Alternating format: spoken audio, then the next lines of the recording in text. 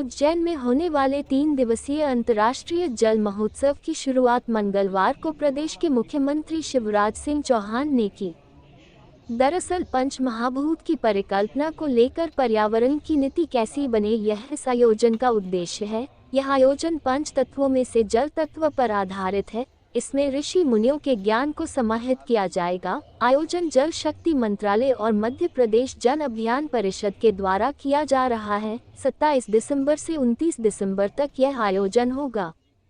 मंगलवार को यहां प्रदेश के मुख्यमंत्री शिवराज सिंह चौहान, आरएसएस के भैयाजी जोशी, जल शक्ति मंत्री गजेंद्र सिंह शेखावत ने दीप प्रज्वलित कर कार्यक्रम की शुरुआत की।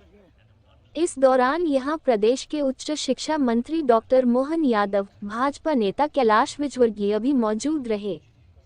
यहां एक दिन बाद आरएसएस प्रमुख डॉक्टर मोहन भागवत कार्यक्रम में शामिल होंगे। जल मंत्री गजेंद्र सिंह शेखावत ने कार्यक्रम के बाद मीडिया से चर्चा कर बताया कि गंगा को स्वच्छ और साफ रखने में हमें इस तरह की सफलता मिली है, उसी पर कार्य करते हुए हम अन्य नदियों प्रयोग करते हुए सभी नदियों को साफ और स्वच्छ बनाएंगे। हमारा बस यह उद्देश्य है कि प्रकृति को संरक्षण करने के लिए जल की अहम भूमिका होती है, इसलिए हमें सभी प्राकृतिक स्रोतों का संरक्षण करना बहुत जरूरी है। देखिए, प्रकृति के 5 महाभूत, इन सबको देखने की भारत के ऋषियों मनीषियों ने ऋग्वैदिक काल से लेकर आज तक एक दिव्य दृष्टि दी थी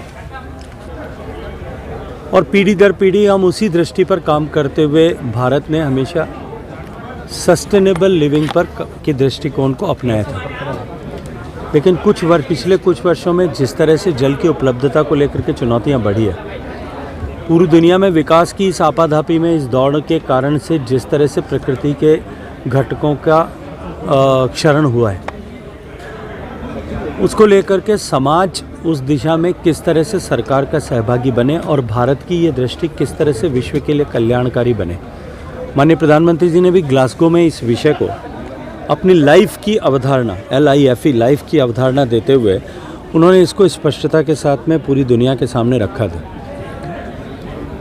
दीनदयाल शोध संस्थान के तत्वावधान में जल के विषय को लेकर के देश भर में इस तरह की चेतना जागरण के लिए काम हो रहा है।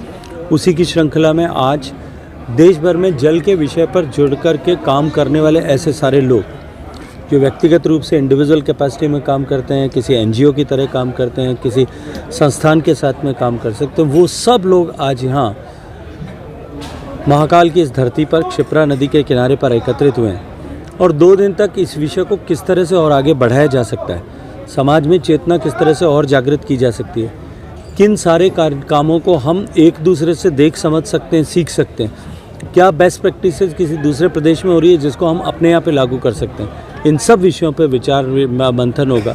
और मैं ये मानता हूँ कि ये जो पूरी श्रृंखलाबद्ध आयोजन हुए हैं, इसका प्रभाव आने वाले समय में स्पष्ट रूप से दिखाई देगा। सर, यहाँ जल की बात की जाए तो उज्जैन की जो क्षिप्रा नदी है, इसको लेकर तमाम सारे सवाल उठ रहे हैं। यहाँ पर कई योजनाएं बनाई गई, लाखों रुपए करोड़ों रुपए खर्च किए गए, परंतु अभी तक कोई सफलता नहीं लगी। गंदे नाले को पानी अभी भी वर्तमान में लगातार मिल रहा है। मुझे लगता है कि इसके ऊपर और प्रयास करने की आवश्यकता है। इस विषय पर कुछ चर्चा हुई है, राज्य सरकार ने अपनी तरफ से कुछ योजना बनाई है, रिवाइज योजना भी बनी है।